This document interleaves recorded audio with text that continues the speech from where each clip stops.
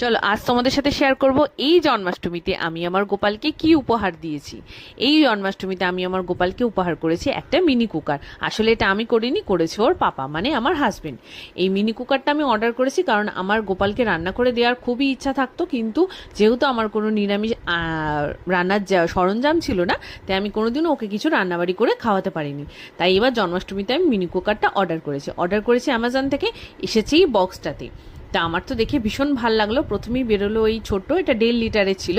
এই ননস্টিক একটা প্যানের মতো, এখানে একটা রেগুলেটর রয়েছে যেটা মানে হিটটাকে অ্যাডজাস্ট করা যায়। আর ছিল পুরোপুরি ননস্টিক, আর তার উপরে ছিল এই স্টিমারের পোর্শনটা, মানে এটার মধ্যে কিছু রেখে আমি জিনিসগুলোকে স্টিম করতে পারি। আর সব থেকে কিউট হচ্ছে এই টোটাল মিনি কুকারটার মধ্যে এই লিডটা ওই স্টিমারটার উপরও রাখা যায়। প্লাস আমি যদি কুকারে অল্প কিছু রান্না করতে চাই উইদাউট স্টিমার, তাহলে তার উপর আমি লিডটা ইউজ করতে পারি। আর এই কুকারটা ইউজ করার জন্য আমাকে দিয়েছে এই প্লাগ পয়েন্টটা। কারেন্টে বা ইলেকট্রিকে দিয়ে এই কুকারটাকে চালানো যাবে। দেখতে ভীষণ কিউট। করব অনেক কিছুই রান্না, আর শেয়ার করব তোমাদের সাথে যে কেমন